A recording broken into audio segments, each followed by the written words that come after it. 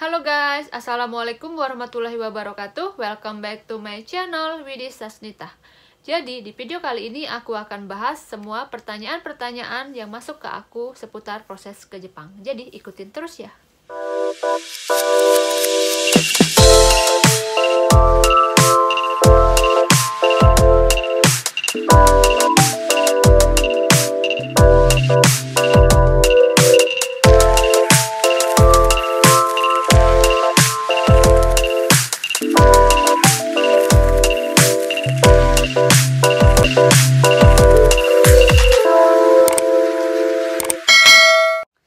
Jadi, di video kali ini aku akan jawab semua pertanyaan-pertanyaan teman-teman semua yang masuk ke aku, baik itu di DM maupun di komen YouTube.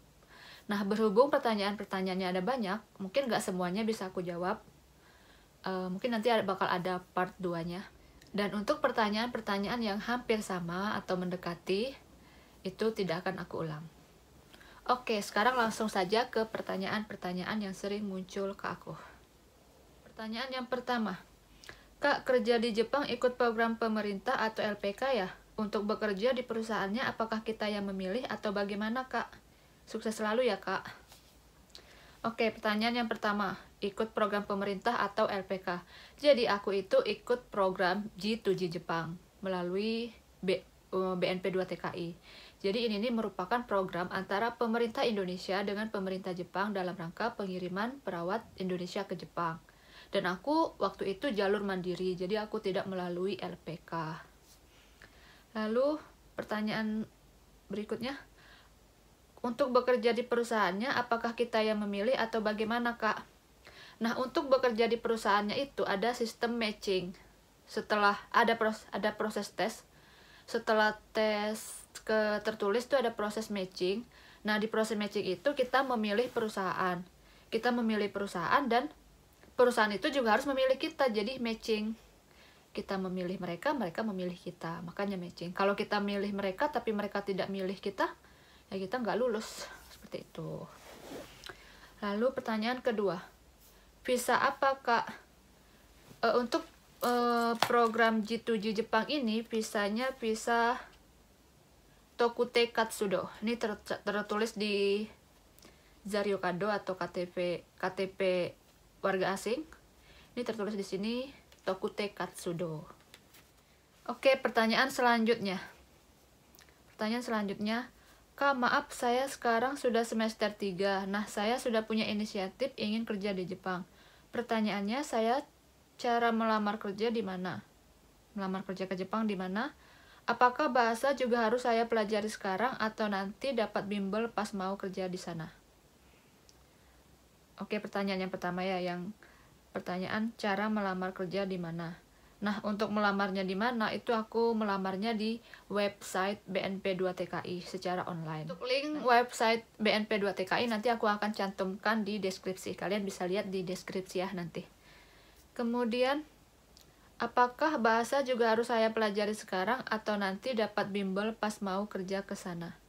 Sekarang semester 3. Hebat loh kamu baru semester 3 tapi kamu udah ada rancangan nanti bakal kemana. Semoga kamu lulus ya nanti, amin. Untuk masalah belajar bahasanya, boleh kok dari sekarang, dari semester 3 ini boleh. Semakin cepat semakin kamu menguasai bahasanya dong.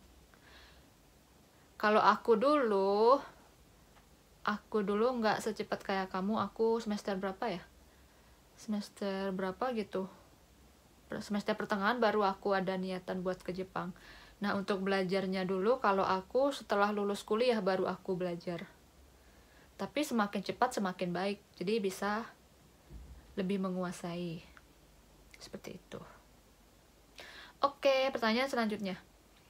Jurusan analis kesehatan bisa nggak sih, Kak, ke Jepang? Bosan kerja di rumah sakit terus, nggak kayak mana susah libur. Dinas malamnya cuman per malamnya.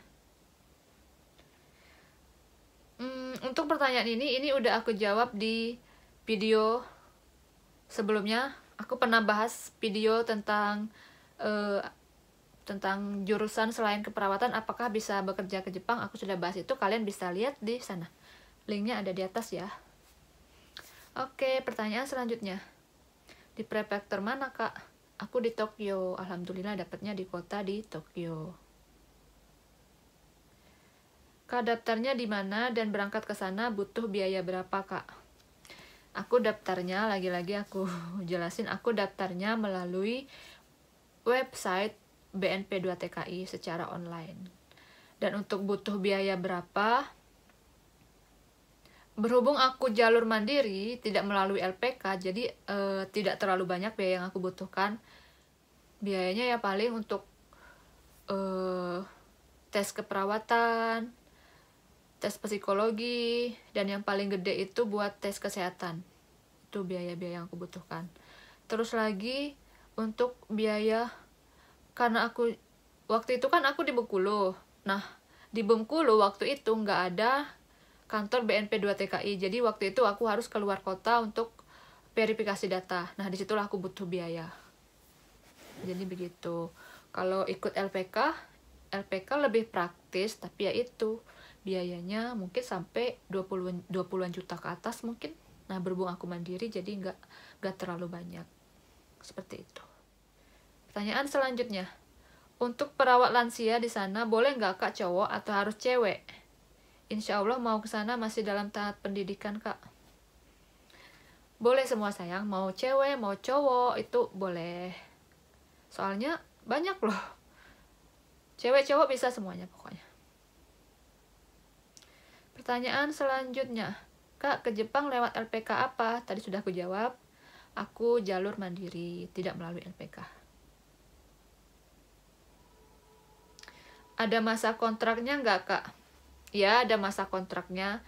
Jadi untuk yang kaigo kan ada dua perawat di Jepang, yaitu Kangoshi dan Kaigo Fukushiki. Nah, yang aku ikutin sekarang itu yang Kaigo Fukushiki. Untuk yang Kaigo Fukushiki ini kontraknya selama 4 tahun. Dan selama 4 tahun ini di tahun terakhir itu ada ujian namanya ujian Kokashikeng. Nah, kalau lulus ujian Kokashikeng itu kita bisa nambah lagi, bahkan bisa sampai kapanpun yang kita mau. Bahkan bisa juga ajak keluarga, suami atau istri ke Jepang juga. Untuk biaya hidup per bulannya di Tokyo gimana, Kak?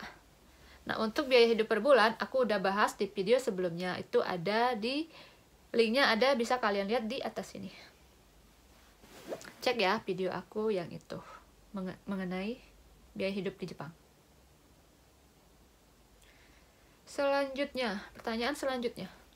Kak, step cara daftar buat kerja jadi perawat di Jepang gimana ya? Aku D3 keperawatan, kira-kira bisa nggak ya, Kak? Kamu D3 keperawatan? Bisa banget. Itu emang syarat utama untuk bisa ikut program BNP 2 TK ini harus lulusan keperawatan, baik itu D3, S1, nurse. Bisa. Kak, step cara daftar kerja jadi perawat di Jepang gimana ya? Stepnya panjang banget, karena itu butuh waktu panjang. Aku dulu dari mulai aku urus dokumen sampai aku lulus itu kurang lebih memakan waktu 1 tahun. Karena setiap tesnya itu pengumumannya lama. Misalnya nih habis ngirim dokumen, nah nanti ada pengumuman lulus dokumen apa enggak, itu sekitar sebulan baru ada pengumumannya. Kemudian nanti verifikasi data, nunggu lagi pengumuman untuk ikut tes berikutnya, nunggu lagi sebulan. Kemudian tes keperawatan, tes tertulis, tes keperawatan, dan tes psikologi. Itu juga nanti nunggu lagi sebulan. Jadi kurang lebih memakan waktu 1 tahun. Jadi harus benar-benar punya tekad, punya kemauan, dan sabar. Oke, pertanyaan selanjutnya. Ini banyak pertanyaan yang sama, jadi aku skip. Aku cari pertanyaan yang berbeda ya. Kak, boleh tahu nggak dalam 1 tahun dapat cuti berapa hari dan Kak kerja di daerah mana? Untuk cuti itu tiap perusahaan beda-beda. Kalau di perusahaan tempat aku bekerja itu cutinya 10 hari. 10 hari. Oke, pertanyaan selanjutnya. Kak, buat non belum pernah ke Jepang, berapa lama kira-kira untuk proses dari pertama daftar pendidikan sampai terbang? Terima kasih. Stepnya kurang lebih 1 tahun, dari proses urus dokumen sampai proses matching itu kurang lebih 1 tahun. Kemudian setelah lulus matching itu ikut pelatihan lagi, pelatihan di Jepang, pelatihan di Jakarta selama 6 bulan dan pelatihan di Jepang 6 bulan. Pelatihan 2 tahun, jadi pelatihan 1 tahun, maksud aku pelatihan 1 tahun, jadi total semuanya 2 tahun sampai benar-benar bisa terjun ke tempat kerja. Pertanyaan selanjutnya, Kak, kalau jadi perawat di Jepang boleh pakai kerudung enggak? Aku pakai, jadi otomatis boleh dong. Untuk kerudung di tempat kerja itu boleh banget. Tapi ada juga perusahaan yang tidak memperbolehkan memakai kerudung di saat bekerja tuh ada. Jadi nanti pada saat interview itu kalian tanya ke perusahaannya nanti pada saat kerja itu boleh pakai jilbab atau enggak. Karena beda perusahaan, beda juga sistem peraturannya. Pertanyaan selanjutnya. Maaf ya, aku ini pilih-pilih dulu soalnya banyak pertanyaan yang sama. Halo Kak, kalau bedanya EPA sama LPK itu gimana ya? Gajinya sama tidak? EPA sama LPK. EPA sama LPK. LPK adalah suatu lembaga penyalur atau lembaga pendidikan. Gak bisa dibeda-bedain. EPA itu ya sebuah program. Kalau lebih tepatnya mungkin beda EPA sama Tokutegino, itu mungkin bisa. Kalau LPK itu lembaga penyalur mau ke EPA atau mau ke Tokutegino, seperti itu. Jadi kalau EPA sama mungkin beda yang negeri sama kalau program EPA kan program pemerintah, program negeri. Nah, kalau program Tokutegino itu kan program swasta. Mungkin itu mau ditanyain. Kalau itu jelas beda dari segi banyaklah bedanya, dari segi fasilitas yang didapat, terus gajinya juga beda, bonusnya juga beda. Kalau di perusahaan tempat aku kerja itu beda. Kemudian sistem pelatihannya juga beda. Kalau EPA itu pelatihannya 1 tahun, 6 bulan di Jakarta dan 6 bulan di Jepang. Kalau Tokutegino itu beda lagi.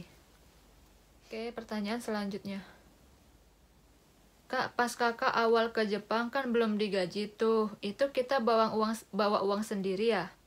Untuk program G2G Jepang kan? Kalau untuk program G2G Jepang, kalau aku kemarin itu aku bawa uang 10.000 yen. Itu aku tuker dari 1.300.000 ke 10.000 yen. Aku bawa uang segitu. Dan alhamdulillah cukup banget, malah lebih. Malah sekarang aku nyesel, ngapain dulu aku bawa uang banyak-banyak. Bawa 5.000 aja cukup. Kenapa aku bilang bawa 5.000 aja cukup? Soalnya program EPA ini begitu nyampe di Jepang itu kan pelatihan selama 6 bulan. Nah, selama pelatihan itu makan, tidur, semuanya itu difasilitasi. Paling buat beli sabun, beli kayak gitu 5.000 cukup. Soalnya nanti kan bulan selanjutnya itu bakal dapat uang saku. Jadi gak perlu bawa uang banyak-banyak. Tapi tergantung program apa dulu yang kamu ikutin sekarang. Kalau programnya beda ya kamu harus siapkan uang lebih. Seperti itu. Oke guys, sekian dulu Q&A untuk hari ini. Untuk pertanyaan-pertanyaan selanjutnya aku akan bahas di part 2. Untuk kalian yang ingin tanya-tanya lagi ke aku, kalian bisa tulis di kolom komentar atau kalian juga bisa DM aku ke Instagram. Untuk link Instagramnya ada di deskripsi. Oke, terima kasih yang udah nonton. Semoga video ini bermanfaat, bisa memberikan informasi ke teman-teman semua. Jangan lupa like, subscribe, dan komen. Dan jangan lupa klik tombol loncengnya juga ya yang ada di bawah ini. Supaya teman-teman semua nggak ketinggalan video-video terbaru dari aku. Oke, bye-bye. Sampai ketemu di video berikutnya.